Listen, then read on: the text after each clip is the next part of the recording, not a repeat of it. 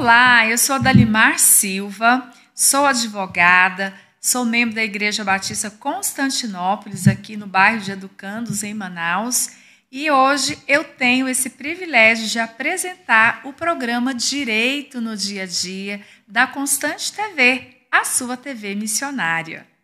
E hoje nós bateremos um papo, vamos conversar, um papo legal, jurídico, né, com uma pessoa encantadora, que também é uma serva de Deus e também é uma jurista, e ela é subtabeliã do cartório de notas, o 9º cartório de notas aqui de Manaus, que é a doutora Raquel Colares. Nós vamos conversar muitas coisas boas a respeito da advocacia extrajudicial, que está crescendo cada vez mais. Nós vamos falar sobre herança, vamos falar sobre testamento, vamos falar sobre escritura, ata notarial e outras novidades que vêm por aí, tá bom? Então fique conosco.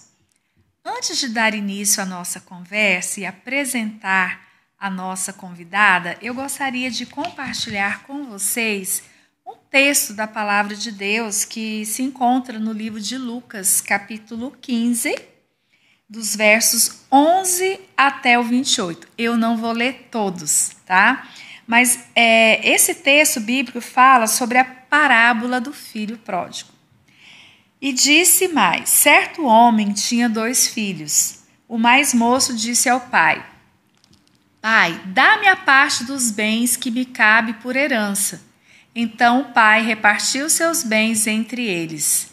E poucos dias depois, o filho mais moço, juntando todas as suas coisas, partiu para um país distante e lá desperdiçou seus bens, vivendo de modo irresponsável. Depois, mais adiante, lá no verso 21, e o filho lhe disse: Pai, pequei contra o céu e contra ti, não sou mais digno de ser chamado teu filho. Eu estou lendo para vocês essa passagem porque hoje, no segundo bloco, mais especificamente, nós vamos bater um papo sobre adiantamento de herança, né, que para nós na área jurídica se chama pacta corvina. E nós trouxemos aqui hoje uma especialista nesses procedimentos de inventário e dentre outros, né, do direito extrajudicial, que é a doutora Raquel Colares, que eu tenho aí o privilégio de apresentar para vocês. Boa noite, doutora. Boa noite. Um privilégio também meu estar aqui, né? Mais uma vez, né? Na segunda vez que eu sou convidada, né? Muito honrada de participar. O carinho é mútuo, a senhora sabe muito bem disso, né?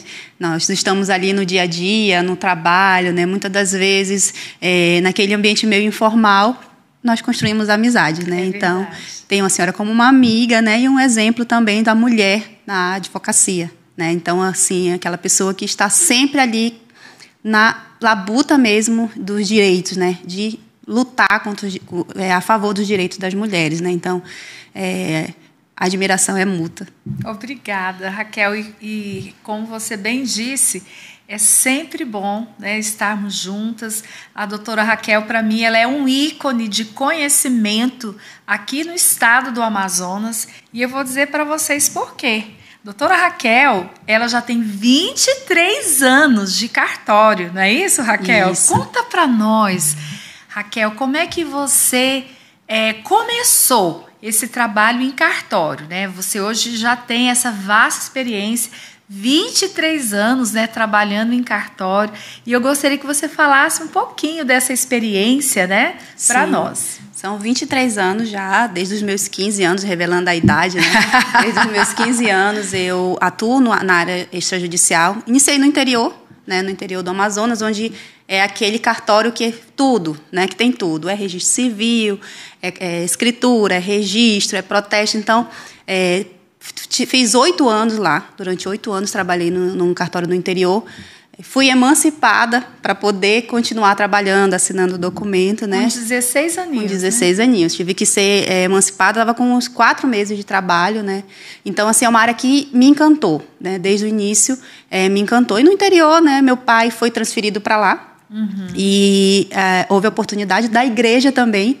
A esposa do tabelião era membro da Batista Regular, que meu pai era membro também. Ainda não, conheço desde criança, né, os caminhos do Senhor, mas ainda não era batizada, não tinha esse acompanhamento. Ia com o meu pai. E ela convidou, perguntou se ele não queria, né, que a filha começasse a trabalhar. E eu aceitei. Aceitei porque eu já estava com 2 semanas trabalhando no setor de terra da prefeitura, como estagiária no setor de terras. E aí fui para o cartório e sempre muito curiosa, muito ativa, né, querendo saber, querendo aprender. E como era também do judicial, eu me apaixonei, na verdade, pelo judicial, porque como também nós fazíamos todo o processo de recebimento dos processos e também acompanhamento com o Ministério Público, com o juiz lá do cartório, do judicial, então fui me apaixonando pelo judicial. Então, com 24 anos, vim para Manaus para estudar, né, para justamente fazer o direito, para se especializar, mais pensando no judicial. E aí continuei chegando aqui, continuei trabalhando em cartório. Cartório de notas, depois cartório de registro de imóveis e agora novamente cartório de notas. Fiquei ainda 2 anos separada ainda do extrajudicial, mas finalizando o curso, né, de direito, voltei, que aí foi quando entrei no Abreu. E aí estou no Abreu há quase 8 anos, 8, 9 anos no Abreu. Tabelião substituta desde 2021, né?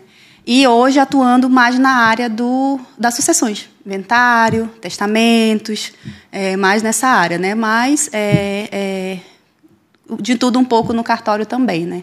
Hoje nós temos a nossa mina dos olhos, né? Que é justamente essa separação de setores, né? Para que não fique aquele local que é mais reservado, que trata, né?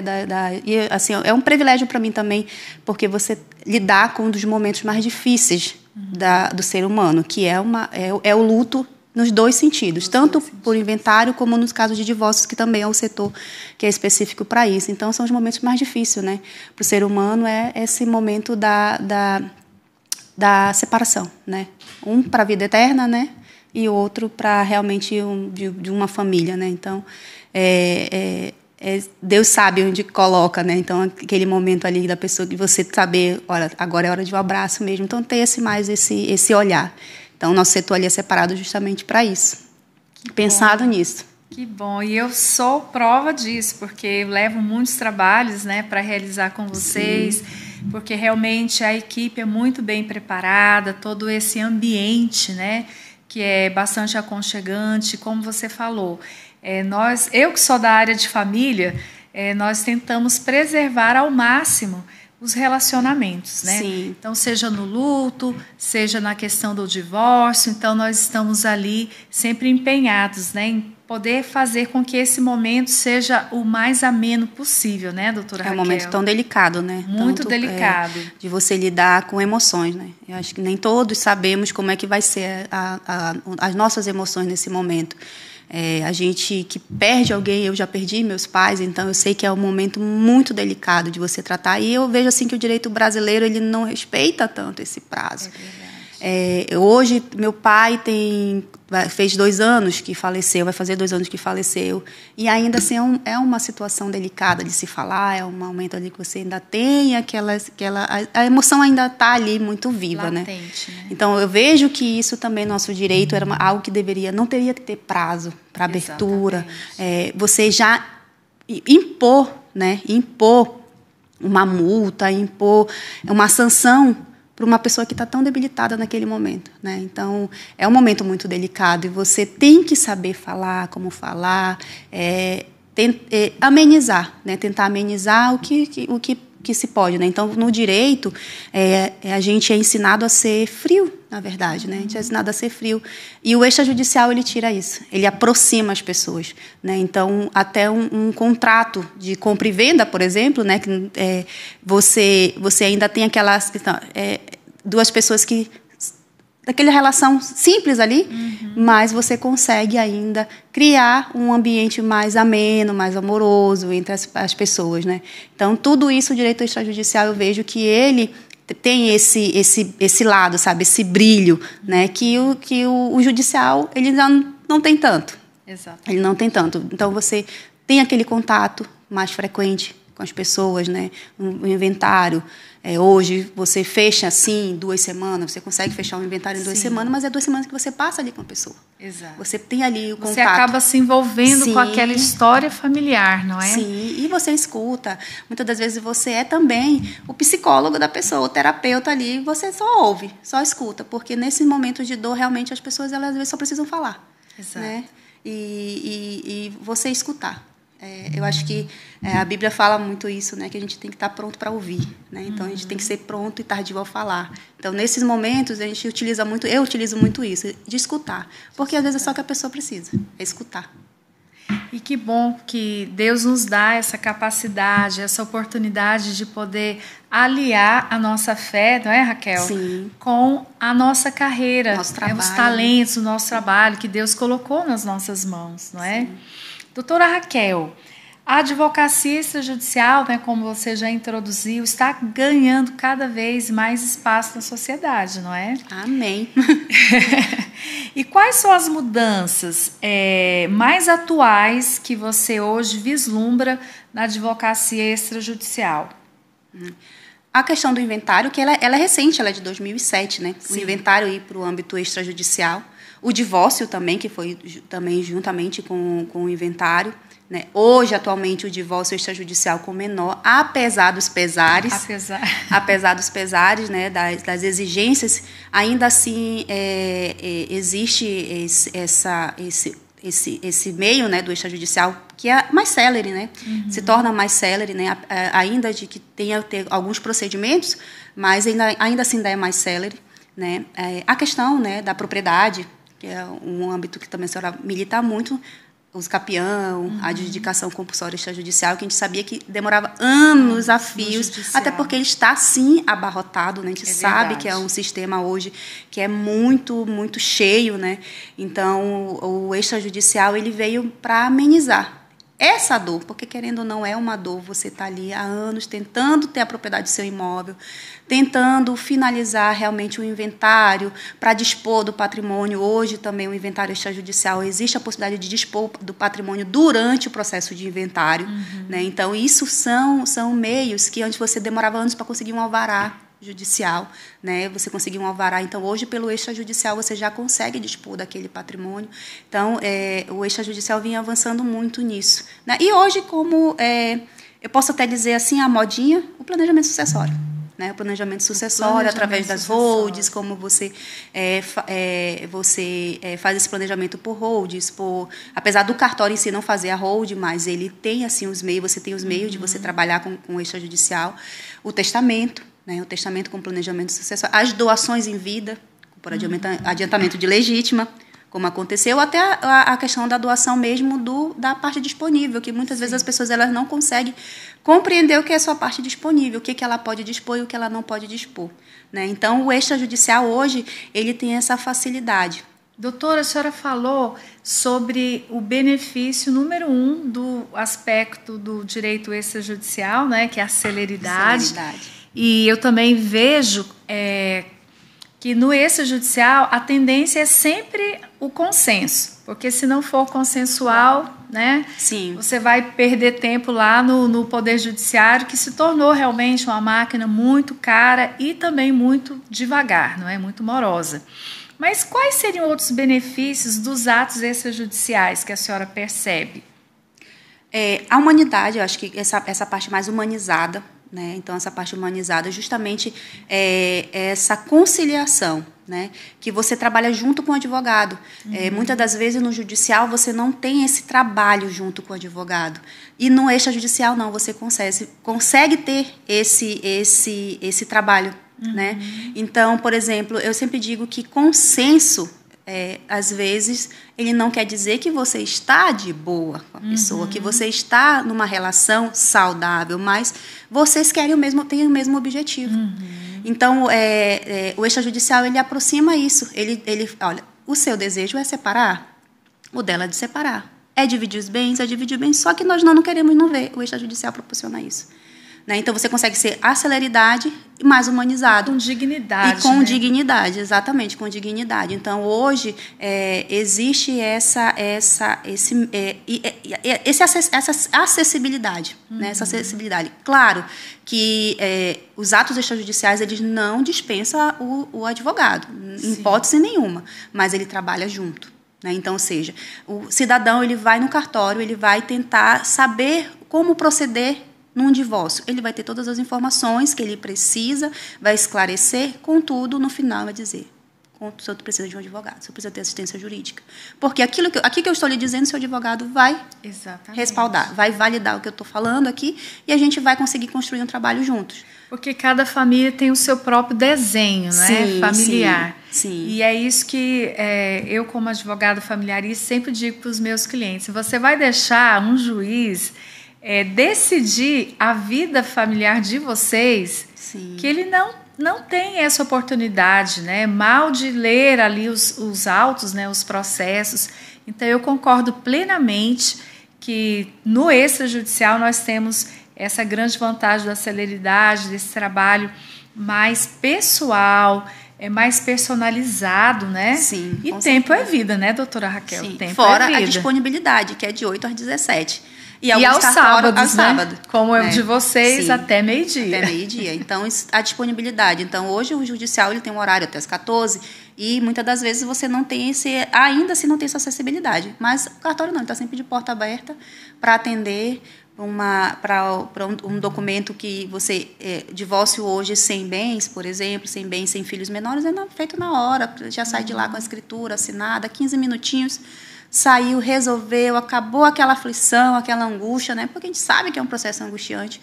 Então, acabou aquela angústia, às vezes um numa sala, outro na outra, mas todo mundo em consenso, né? No mesmo objetivo, né? Inventário também, muitas das vezes, às vezes os irmãos não se entendem. Em 23 anos, assim, eu já vi de tudo, doutora, assim, já vi de tudo. Já vi aquele irmão que era o que não queria nada e no outro dia era o que está mais fazendo confusão. Então, no extrajudicial, você consegue sentar com esse e dizer assim: olha, mas aqui diz isso, né? Isso, e você vai receber nada mais do que você tem e nem menos do que você tem. E você consegue também ter esse trabalho, né? Que é um trabalho, sim, de formiguinha, muitas das vezes. Eu já passei inventário de 2 anos por conta disso, de estar ali esperando que um concorde. Mediando, né? Mediando. A gente tem essa mediação, né? E sempre trabalhando com advogados. Eu já trabalhei inventário com 10 herdeiros, cada um com seu advogado. Uau! E agora, imagina, 10 cabeças, né, para trabalhar. E é outra característica, que no extrajudicial você acaba economizando. Sim. Porque se houver ali o consenso, o acordo, um advogado só pode representar toda a família, todo o espólio, né? Sim. E nós vamos convidar para um breve intervalo, mas fique aí, porque nós vamos nos aprofundar nesse planejamento sucessório, né, que nós introduzimos aqui. Doutora, dá para fazer essa partilha sem confusão, sem briga, né, sem litígio? Dá. Quais são algumas das ferramentas? Quais são algumas dessas estratégias?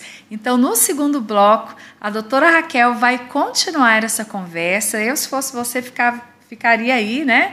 E aproveita e curta, né? Você vai poder também compartilhar essa conversa, você vai poder enviar para alguém que você sabe que está precisando dessa informação.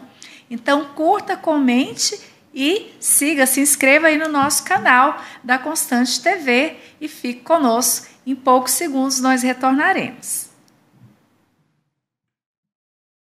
Olá, retornando aqui para o nosso bate-papo com a doutora Raquel Colares. Hoje o nosso tema é maravilhoso, estamos falando sobre o avanço da advocacia extrajudicial, que cada vez mais tem ganhado espaço na sociedade, não é isso, doutora Raquel? Sim. E nós estávamos comentando no início do nosso programa acerca da parábola do filho pródigo. E agora sim nós vamos conversar sobre essa questão do adiantamento de herança, a pacta corvina. Doutora, o que é isso, esse adiantamento de herança? Se na nossa legislação isso é possível, aqui nesses moldes, né, da figura do filho pródigo. Você pode falar um pouquinho sobre isso para nós? Sim. No caso do filho pródigo, ele recebeu uma doação em vida, certo, né? Que também é uma questão de planejamento sucessório. Aí houve, sim, um adiantamento de legítima, né? Aquilo que ele teria direito no caso do falecimento do pai. Então, nós chamamos isso de doação com adiantamento de legítima, né?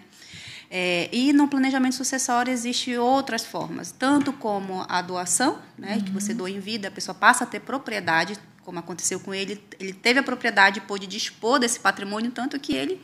né? Queimou tudo. Exatamente. Assim como no testamento, que o testamento é uma definição para após o falecimento. Então, você já define em vida como você gostaria de que fosse distribuído os seus bens, né? Tanto com indicação como sem indicação, que às vezes a gente fala da parte disponível, né? Do patrimônio, que no sistema brasileiro você não pode dispor 100% do seu patrimônio, quando você tem herdeiros necessários, né? Que os herdeiros necessários atualmente no nosso código ainda são os descendentes, os ascendentes e o cônjuge, né? Então muita gente acha que irmão é herdeiro necessário e não é. Ele faz parte da sucessão, mas ele não é necessário ainda. Certo. Então quando você tem esses três, que é descendentes, e as pessoas às vezes confundem com filhos, e ascendentes, às vezes as pessoas confundem só com pais, e não, muitas das vezes não é. É descendentes da linha para baixo, tudo que for filho, neto, ascendente, avô, mãe, então tudo que for para cima, e na falta desses, o cônjuge. Não tem nenhum dos três, você pode dispor, aí sim você pode dispor 100% do seu patrimônio da forma que você quiser. Mas quando você tem herdeiros necessários, aí você pode somente dar parte disponível, que é 50% do seu patrimônio, né? E os outros 50%, que é aquilo que você garante, que a gente chama da legítima, que você pode fazer esse adiantamento. Que no final, né, na hora do inventário, que isso não vai excluir o inventário, então as pessoas pensam que às vezes ela vai fazer um testamento e ela vai deixar, não pode... então tem um testamento, eu não preciso mais fazer inventário. Não, eu preciso fazer o inventário. Então, na hora do inventário já vai ficar definido, né, ou como vai se dispor, né, a legítima desses herdeiros, ou como vai se dispor a parte disponível, que aí você pode sim beneficiar um filho, a esposa, né, que nem sempre a esposa é herdeira, às vezes ela só é meeira, né? Então você pode também beneficiar, né, assim como um terceiro, um neto, ou um amigo, ou uma pessoa que você queira beneficiar, que esteve com você durante a vida ali, você queira beneficiar, o testamento hoje ele é possível. Nesse caso específico, foi com uma doação. Foi com uma doação, então, ou seja, ele doou a parte que cabia a ele futuramente, quando ele teria que trazer, no inventário ele teria que trazer esse patrimônio para somar, que a gente chama de colação, né? Para colacionar lá entre o patrimônio deixado e saber se ele recebeu 100% daquele patrimônio, já do que seria o quinhão dele, ou se ele teria que indenizar o outro irmão, né, que era o outro herdeiro. Então, se tivesse 100%, ele já teria recebido por direito dele e não iria mais, no que restou, não teria mais direito. Aqui o que me intriga, doutora Raquel, é que nessa parábola que Jesus falou, ele veio com ar de exigência, né? Sim. Do pai. Então, na nossa legislação... Não existe isso. Não existe isso, né? Que o pai, ele deu porque ele quis. Liberalidade. Liberalidade. Total liberalidade. Mas é comum, às vezes, você chega com pessoas no escritório já querendo exigir do pai em vida, da mãe em vida, e a gente tem que falar, olha, não existe... exigibilidade de herança de pais vivos, né? E aí as pessoas às vezes confundem, mas vem cá, o meu pai tem 70 anos, ele pode assinar uma compra e venda, não precisa da autorização dos filhos? Bem, se ele tiver lúcido, não precisa, né? Se tiver com capacidade jurídica plena, não precisa. A única exigência, nos casos de transferência de propriedade, é para descendentes. Sim. Então, venda de ascendente para descendente, aí sim precisa da anuência dos demais herdeiros, né? No caso dos demais filhos. Para não configurar uma fraude, né? Sim. Ou até uma doação, um enriquecimento, né, ilícito. Isso. E também a questão do direito de preferência. Então, ainda tem essa questão de você tem que também levar para os outros filhos. Está vendendo? Então, ele também tem os mesmos direitos, nesse caso da preferência, né, do patrimônio. Fora isso, na doação não precisa, se for da parte disponível, e nem se for adiantamento de legítima. A pessoa estando plena, né, de direito, de capacidade jurídica plena, ela pode sim fazer a transferência, pode doar, né, e pode doar ainda que seja da parte ainda que seja acima da parte disponível, que chama de a doação inoficiosa, né, mas que pode ser caracterizado como um adiantamento de legítima também, mas ela pode sim, desde ela esteja a capacidade jurídica dela plena, que isso é analisado pelo tabelião, pelos escreventes, né, eles analisam essa capacidade, né, e a fé pública, né, do tabelião nessa hora dessa análise, que também é feita no testamento. Nós fazemos uma entrevista com o testador, somente com o testador, então, numa sala reservada, para saber qual é a vontade dele, qual a finalidade daquele testamento, né, até para perceber se ele não está sofrendo uma coação, exatamente. Né? Hoje eu sou uma das que vai para o viés de que eu não aceito fazer testamento eletrônico, por exemplo, porque eu não consigo ter esse feeling, sabe? Então, assim, apesar da legislação, sim, hoje, como está muito avançado o ato eletrônico, eu prefiro não fazer atos de testamento. Tudo aquilo que, para mim, vai ser questionado futuramente, eu já tem um pé atrás, porque... Por causa da segurança jurídica. Exatamente. Né? Então, é permitido você fazer testamento hoje eletrônico, da forma eletrônica, mas eu acho que falta essa humanidade, você olhar, saber, essa conversa. Às vezes, na conversa, você sabe se a pessoa realmente quer ou não quer aquele ato. Né? Então, se ela pode estar sofrendo algum constrangimento, e aí, uma pressão. Exatamente. Né? Aí eu tiro dele a responsabilidade de dizer não faço. Porque eu estou sentindo que ele não quer. Exato. Então, já chega a minha análise, ou seja, eu já tiro até o peso daquela pessoa de dizer assim, olha, eu não fiz, não foi porque eu não quis. Exatamente. Não foi permitido. Não foi permitido. Então, esse cuidado, né? Eu vejo assim como um cuidado, né? Quando tudo que é relacionado a patrimônio, a gente tem que ter esse olhar diferenciado no atendimento. Porque você sabe que muitas das vezes é realmente um pai que está sendo coagido por um filho, a gente não sabe como são as relações, né, mas você consegue perceber quando é um ato de liberalidade. Eu não atendo filho que vem fazer, olha, eu vim aqui, meu pai quer fazer um testamento, eu quero conversar com o seu pai, então vamos agendar aqui, ele vem amanhã comigo, aí eu entro na sala, muitas das vezes querem participar, não, a gente vai passar, a gente vai conversar. Se, depois dessa conversa, eu passo a documentação necessária e a gente agenda o testamento. Eu tenho recebido, assim, no escritório, eu até fiquei muito encantada, que eu vejo que está mudando muito essa cultura no Brasil. Há uma procura muito grande por testamento. Pós-pandemia. Eu queria que você explicasse um pouquinho, que eu acho que lá no cartório vocês também têm recebido muita... A demanda aumentou significativamente. E a gente sempre informa que... a gente dá, sim, as primeiras orientações, mas é necessário ter um acompanhamento jurídico de um advogado, porque ele tenha realmente aquele tempo, né, que ele vai dispor para a pessoa. Geralmente, só o testamento não é suficiente, né? Não. Como estratégia, por exemplo. Exatamente. Por isso que essa parte da conversa, da assessoria é importante, como você falou. Sim. Porque, às vezes, chega lá uma pessoa e conversando, qual é o seu objetivo? A primeira coisa que eu pergunto. E, às vezes, agora mesmo, foi recentemente, um senhor que ele quer prestigiar a esposa dele, que eles já são casados há 56 anos. E ele disse, doutor, meus filhos estão bem, graças a Deus, mas eu quero deixar a minha mulher mais respaldada. Eu quero ir assim, bastante tranquilo, que na minha partida ela vai ficar bem. Né? E aí você vai utilizando essas ferramentas do planejamento sucessório de acordo com o objetivo daquela família. E um fato interessante que muitas das pessoas não têm conhecimento mesmo. Que ficou assim, exato, logo após a morte da Marília Mendonça, foi muito falado, mas hoje é muito silenciado. É a relação justamente do você nomear o tutor legal por testamento. Então, você faz a nomeação do tutor legal no caso da sua ausência. Então, pós-pandemia, houve muito essa procura do testamento justamente para que houvesse esse resguardo, né, da pessoa de saber para quem iria cuidar na sua falta, né, porque nós sabemos que foi um momento, né, muito difícil para o Brasil. Sim. Então, que as pessoas se perdeu muita gente, né, e rápido, questão de dias, muitas das vezes até de horas, né. Sim. Então, as pessoas elas se preocuparam muito depois da pandemia em fazer isso. Então, eu tenho feito muito testamento de nomeação, porque hoje nós sabemos que tem muitos pais e mães solos, né, e eles não querem que o pátrio poder e a administração do patrimônio dos seu patrimônio que vai ficar para o filho fique às vezes para o pai mesmo, para a mãe, né? Quer que fique com a avó, por exemplo, a questão da administração do patrimônio, e o testamento é um dos meios. Então, é um planejamento. É um planejamento. E como você falou, o testamento é um grande benefício, né, para essas pessoas, uma ferramenta importantíssima nesse desenho, né, do planejamento sucessório.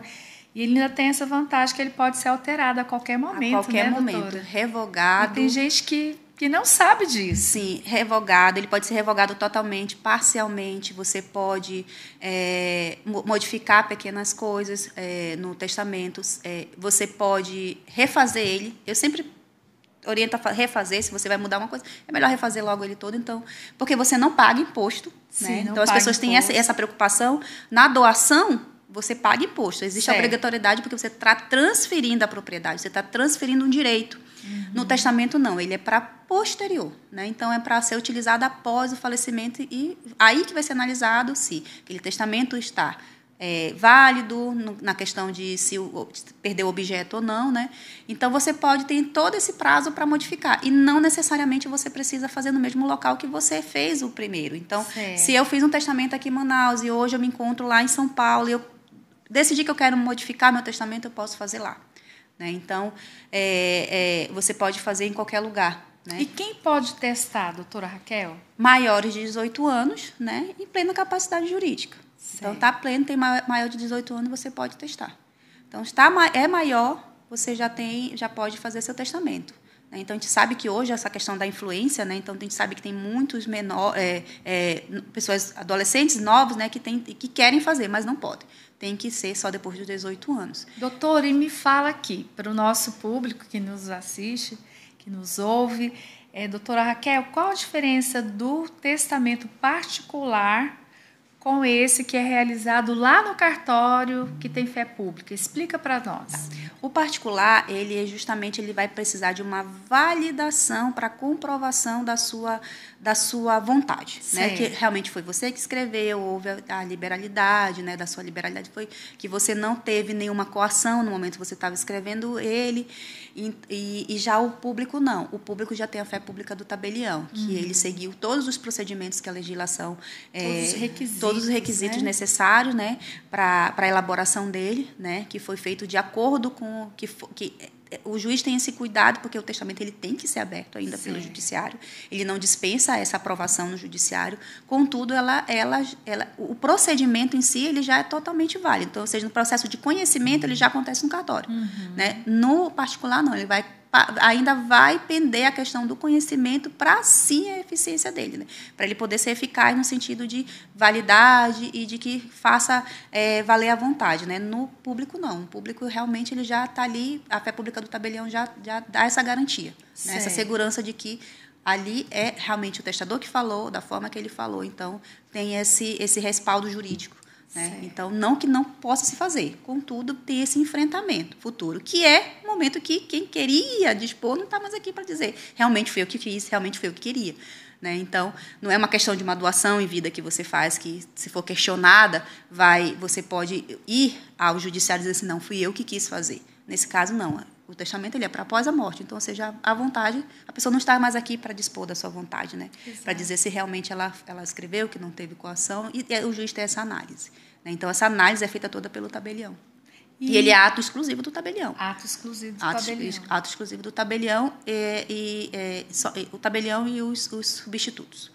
E, doutora Raquel, algo muito interessante, nós havíamos conversado aqui no início, né, do nosso bate-papo, que essa legislação da advocacia extrajudicial, ela está sofrendo uma grande evolução, que está tendendo a desafogar o Poder Judiciário, que nós sabemos que se tornou uma máquina muito morosa, não é, abarrotada, e que realmente não consegue dar uma resposta ao cidadão num tempo razoável, não é? Sim. E essa mudança foi muito interessante, porque antes, se a pessoa falecida ela tinha deixado um testamento, o inventário só podia ser judicial. E agora não mais, não é, doutora? Sim, não precisa mais. Na verdade, o Estado do Amazonas foi um dos pioneiros, né? Sim. Antes da Via Nacional, antes do CNJ aprovar a Via Nacional, o Estado do Amazonas já tinha um provimento estadual que autorizava esse inventário extrajudicial quando tinha testamento, né? Desde que não houvesse litígio, já todos de acordo. E agora o CNJ veio e expandiu, né, para a Via Nacional. Então, hoje no Brasil inteiro você consegue, não depende do Código de Normas estadual. Então, alguns estados antes podia fazer, São Paulo era um que podia, e nós também, acho que foi em 2012, se eu não me engano, que saiu o provimento, nós já podíamos fazer, mas agora a nível nacional. Então, tem testamento, vai para o judiciário só para fazer a abertura, registro e cumprimento de testamento e volta para o judiciário. O juiz vai justamente só analisar se foram cumpridos todos os requisitos, né, de percentual, da quantidade até de testemunhas, né? Sim, se estava todos os requisitos que os procedimentos, né, do testamento mesmo.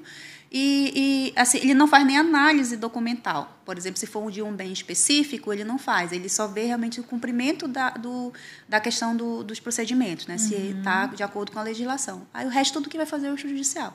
Verificar a possibilidade de cumprimento, se aquele bem, até realmente se o testamento não caducou. Certo. É o extrajudicial que faz. Nos filmes, doutora Raquel, principalmente os filmes americanos, né? O sonho americano. Eles podem tudo no testamento, né? Sim. Pode doar tudo para quem quiser, de próprio punho, até para animais, né? Sim. Mas nós já estamos aqui finalizando. Nós vamos conversar sobre isso no próximo bloco, doutora. Até quanto que a pessoa pode doar via testamento, né? Nós também vamos conversar um pouquinho sobre essa novidade aí no estado do Amazonas, que mudou a nossa alíquota, né, do imposto de transmissão causa-morte e de doação de qualquer natureza. E a doutora Raquel está enfrentando isso, né, no cartório, e ela vai conversar conosco. Fique aí. Então, se tem ou não tem alíquota. Se tem ou não tem alíquota, né, doutora? Hoje está essa confusão, né? Sim. Doutora, muito obrigada, viu? Estou, assim, encantada com a nossa conversa, que realmente estará sendo muito edificante, ainda mais nesse momento dessa mudança, dessa virada, né? Nesses aspectos práticos, né? Do inventário, na nossa legislação, sobretudo aqui no Amazonas, não é?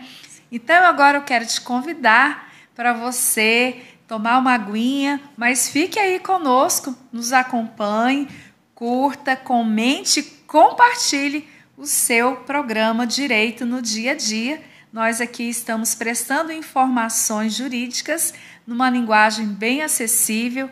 Aproveita para comentar se você tem alguma dúvida, se você tem algum questionamento, escreva aí no chat e envie para nós as suas perguntas, tá bom?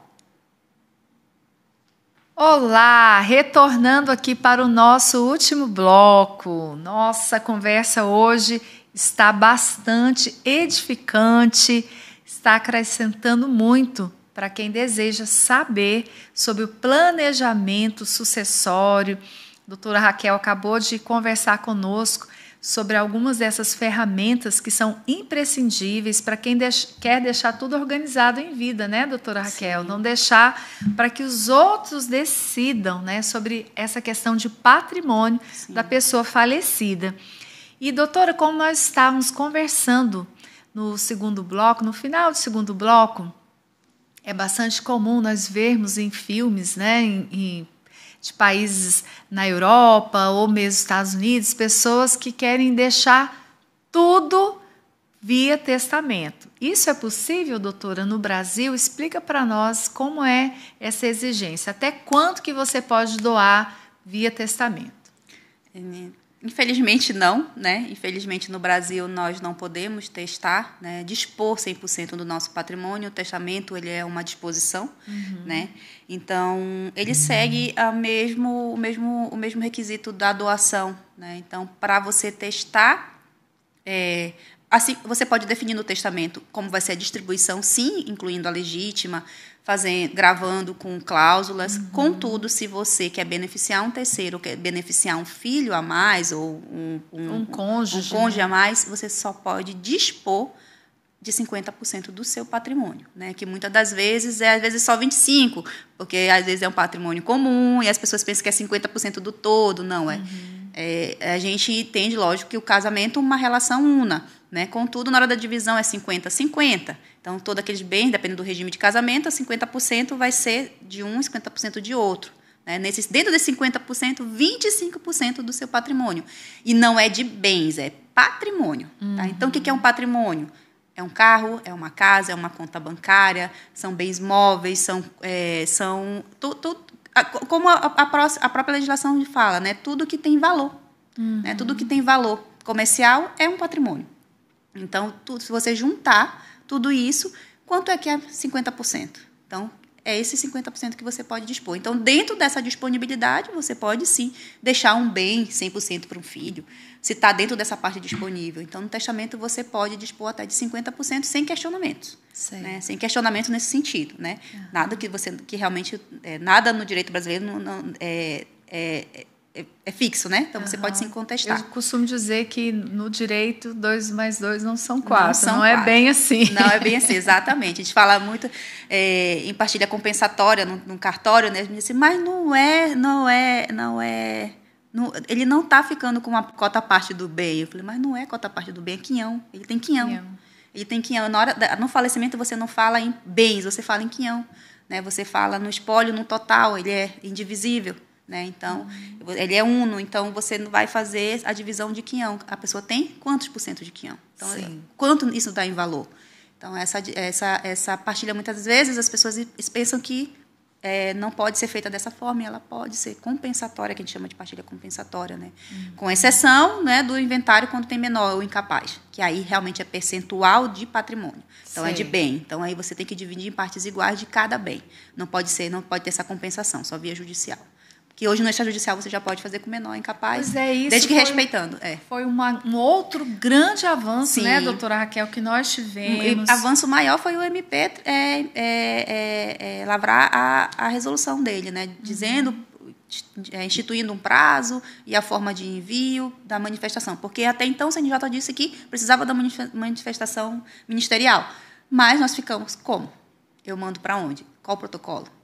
Nós hoje temos acesso pelo ESAG, temos acesso pelo Projude, temos acesso pelo Portal do Selo, tem vários acesso malote digital, mas como é que eu chego no Ministério Público? E agora o Ministério Público se manifestou através da resolução, dizendo qual o prazo do Ministério Público e a forma de você levar ao conhecimento dele, essa manifestação. E realmente está tendo os 15 dias, eles estão respeitando, sim, os 15 dias, graças a Deus, então está bem célere. Tá bem doutor, isso é maravilhoso e eu quero compartilhar com vocês um caso da vida real, né? Que eu fui convidada para ajudar, dar um gás, acelerar, trabalhar num inventário que já estava rolando há 17 anos. E então, graças a Deus, agora a gente já está realmente na reta final, fazendo aquele trabalho de formiguinha, né? Indo lá no judiciário dia e noite, pedindo celeridade, né? Coisa que nós já vimos aqui no início, que no inventário extrajudicial isso não existe, essa morosidade, né? Porque você consegue ir lá e resolver de uma forma mais digna e mais humanizada. Mas o triste nessa situação é que um dos herdeiros era um menor na época, né? Quando abriu o inventário. Né? Abriu o inventário. Só que o que aconteceu? Ele agora completou a maioridade e no momento crucial da vida dele, da infância, que ele poderia ter estudado numa escola melhor, poderia estar morando... Os danos, né? Os danos. Isso aí é irreparável, né? Por isso que eu costumo insistir ao dizer que o tempo é vida. Então, 18 anos para o inventário não é um tempo razoável, conforme apregou a nossa Constituição Federal, que a resposta, o acesso, né, do cidadão ao Poder Judiciário, ele tem que ser, sim, dentro de um tempo razoável. E 18 anos, 20 anos, eu já ouvi falar de inventário que rola há 30 anos. Sim. sem uma resposta. Eu fiz um. Você eu fez com extrajudicial, um de 30 anos. Um de 30 anos com 18 falecidos. 18 E 64 herdeiros. Porque o problema da demora é isso, é que um vai morrendo, o outro vai morrendo e vai complicando, né, a situação. E fechamos ele em 25 dias. Em 25 dias. Em 25 dias. 18 falecidos e 64 herdeiros. Foi num sábado a assinatura lá no cartório, ficou o salão cheio de... Tomado, só da família, não é? E resolvemos. Um bem que eles podiam dispor, queriam vender e vinha no judiciário se arrastando, e a morosidade no interior é maior ainda. E aí... Vamos fazer aqui, tem herdeiros que moravam aqui, né? Moram aqui, residem aqui, herdeiros de herdeiros. E dá para fazer aqui, vamos analisar, vimos a documentação, 25 dias, recolhemos todos os 18 impostos, tudo bonitinho, todo mundo assinou, e aí já foi vendido o imóvel. E outra novidade, né, doutora? Um dia nós levamos para o cartório, né, o Abreu, um documento, uma escritura que precisava ser assinada pelas partes. E o meu cliente estava, né, com a esposa na Torre Eiffel, né, lá em Paris. Sim. E vocês fizeram a videoconferência para ele assinar digitalmente. Sim. E eu me senti super feliz, né, de poder entregar aquele serviço, mesmo o cliente estando em outro país, né, com a sua esposa, e pôde, pelo e-notariado, Sim. assinar, né, aquela escritura. Né? Então, é um ato totalmente virtual, né? Então, assim, ele não dispensa a leitura, não dispensa a disposição, né, do colhimento da disposição da vontade das partes. Então, a única diferença é que a pessoa vai assinar eletrônico, mas existe a videoconferência para a leitura do ato, confirmação de todas as informações da escritura e aí no final a assinatura. Então, ele tem acesso a esse ato no sistema antes de fazer essa videoconferência. Então, tudo aquilo que você faz no físico, você consegue hoje pelo virtual. Eu já fiz, doutora, divórcio sem nunca ter visto a pessoa. Porque foi tudo online, né? Ele me contratou de forma online, mandou os documentos, tudo em PDF, e depois para assinatura no cartório, né? E é uma forma justamente também de você minimizar, né, os danos de uma separação, de um divórcio, Exato. Não estarem no mesmo ambiente, né? Porque ele pode ser híbrido, um assinar eletrônico, outro físico, Sim. Pode ser 100% eletrônico, um fazendo uma videoconferência num horário, outro no outro.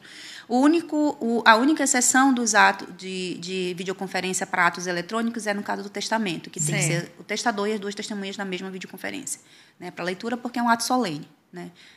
Mas o restante não, você pode agendar um horário, outro horário, porque ambos vão receber a mesma minuta, tudo aprovação, mesmo sistema, mesmo acesso. A doutora Raquel, ela fez um comentário que eu quero resgatar aqui na nossa conversa. Ela disse que uma crítica em relação à nossa legislação, no que tange a questão de herança, é que tanto o Código de Processo Civil como o Código Civil brasileiro estabelecem o prazo de 60 dias ou 2 meses, né? Sim. Um fala 60 dias e o outro usa 2 meses para dizer que quando a pessoa falece e deixa o patrimônio, você tem esse tempo para fazer a abertura, né, do inventário. Mas Sim. É como ela disse, às vezes a pessoa nem processou ainda o luto, não é? E aqui no estado do Amazonas não estava, né, doutora, até o presente momento, não estava sendo cobrada essa multa para quem ultrapassasse esse período. Sim. Mas começou, salvo erro, em maio do ano passado, a nossa lei complementar, né, estadual começou a cobrar a multa no caso de uma doação, no caso de uma... eu dou a minha parte para você no bojo do inventário, a renúncia. Né? A renúncia translativa, abdicativa. Ela, o que nossa LC informa, ela vem dizendo que, sem manifestação nenhuma, dentro desse prazo de 60 dias, houve uma aceitação tácita da herança. Ou seja, se você não se manifestou contrário, é porque você aceitou. Então, porque a gente sabe que no direito sucessório a transferência da propriedade ela se dá no ato do falecimento. O inventário é um ato de publicidade. Certo. Contudo, a propriedade já é naquele momento do falecimento. Então, você tem 60 dias para dizer não quero, né? Ou abrir o inventário, né, para começar os primeiros procedimentos. Então, na nossa LC, ela realmente existe e até hoje, na atual também, nessa que passou a vigorar em dezembro, também, ela continuou, não foi revogado esse artigo. Então, dentro de 60 dias não houver a renúncia ao monte-mor, né, que é a abdicativa, aquela que você renuncia tudo, existe sim a cobrança para os herdeiros que irão receber, é como se fosse uma doação. Eles tratam como uma cessão translativa, né? Então, é um pouco questionável, eu vejo como um pouco questionável, né? Eu também acho, porque não deu tempo ainda da pessoa processar a dor da saudade, o luto, e você vai ficar pensando na questão patrimonial, se eu vou deixar o meu quinhão hereditário para o fulano ou para o ciclano, né? Sim. Esse aspecto da legislação, eu acredito que poderia ter um tempo maior. Mas, por falar nisso, doutora, vamos falar um pouquinho sobre a alíquota. Eu gostaria de que você nos explicasse, né, essa nova lei complementar tributária, né, como você bem disse, que ela foi publicada, ela entrou em vigor no mês de dezembro de 2024. O que muda com isso para nós aqui amazonenses? Na verdade, eles estão seguindo, né, a questão da reforma tributária para que seja progressivo, né? Então, para que haja essa progressão de alíquotas. Então, Porque antes era fixa, 2%. 2%. Né? Continuamos ainda sendo um dos estados com menor valor. Certo. Isso é importante, porque por conta do patrimônio em si do amazonense, então ainda está uma alíquota baixa para os valores, porque ela faz uma progressão por faixa de preço. Isso. Então, mas sendo o teto estabelecido pela reforma 8%, então nós temos também até 8%. Nessa nova forma de cobrança. Então, em patrimônios, a novidade maior, que eu assim realmente gostei, mas eu acredito que se fosse um pouquinho maior, seria melhor para o extrajudicial, é a isenção do patrimônio até 400 mil. Então, a alíquota, se o patrimônio for um montante de 400 mil, você não tem imposto a ser pago, então tem uma isenção. Acima disso, até 2 milhões, de 400 a 12 milhões, que tem 2%, e aí vai progressivo. Vai aumentando para 3%, 4%, se eu não me engano. Então, até 400 mil você não paga, e fora as outras duas isenções que nós já temos da Covid, durante a pandemia, né? Então, que passou de 23 de março. Bastante, né, doutora? Sim, de 23 de março de 2020 até enquanto perdurou, né? Então, se foi causa-morte, até 1 milhão patrimônio tem a isenção também. Né? Então, aí já foge dessa questão dos 400 mil. Então, antes era até 100 mil, se o patrimônio fosse 100 mil, não era isento de recolhimento de imposto. Agora não, até 400 mil. Né? E após isso é 2%. E na diferença, na parcela. Então, ou seja, deu 500, você vai pagar sobre a diferença de 100 mil. Então, também é um benefício, porque antes você pagava sobre o total. Sobre o total. Então, era realmente um pouco mais oneroso. Né? Então, e as pessoas se limitavam a fazer em relação a isso, porque não tinha todo disponibilidade, porque não existia a cobrança dos juros e multa dos 60 dias, mas tinha a partir dos 30 dias. Então, você solicitou, deu a informação para a Cefaz do falecimento, 30 dias depois, já tinha juros e multa. Né? Então, agora vai ter o recolhimento também dos juros e multa, então é importantíssimo que se abra o inventário dentro desses 60 dias, que a abertura de inventário nada mais é do que você dizer quem faleceu e quem são seus herdeiros. Né? E aceitar ou não, porque na abertura você já... São as primeiras declarações que a gente chama. Né? Então, ela é uma escritura que não precisa ainda você relacionar os bens, mas lhe resguarda na questão dos juros e multa. Só que aí é justamente essa situação. Você vai ter que decidir dentro desses 60 dias se você quer receber ou não a herança. Né? Porque a cessão você pode fazer depois desses 60 dias, mas a renúncia abdicativa já não pode mais. Então, continua valendo a questão da cessão. Então, se eu quiser cessionar um bem específico, eu consigo, mas não posso mais renunciar ao monte-mor, porque na abertura de inventário eu estou ali me declarando herdeira, então, ou seja, aceitando a herança. Né? Então, já fica como as primeiras declarações, que elas servem também para, justamente hoje, se tem dinheiro em conta, você dispor daquele valor para pagamento dos impostos, para as custas de inventário. Muitas das vezes o falecido tinha valores, e na pandemia a gente via muito isso, os herdeiros assim totalmente perdidos. Então, a resolução alterou a resolução 35, agora justamente já diz que você pode dispor daquele valor para pagamento das custas. Sim, isso então, veio facilitar isso facilita muito, muito, muito. Principalmente a vida do inventariante, né? Também eu já peguei casos... Consegui solucionar o inventário por conta disso. Porque, às vezes, o inventariante tinha que fazer até empréstimos em banco para custear todas as despesas. Sim, porque você só podia dispor depois que finalizasse o inventário. Exato, agora não, nós já fizemos, né, doutora? Vocês nos orientando ali, sempre quando saem essas mudanças, a gente conversa, né, doutora? E foi maravilhoso chegar no banco, levar os boletos, né, dos impostos para serem pagos pelo próprio dinheiro que a pessoa falecida deixou em banco. Sim, e existe essa igualitariedade entre os herdeiros depois, que eles sabem que eles vão receber aquilo que é de direito deles, porque os custos foram arcados por todos.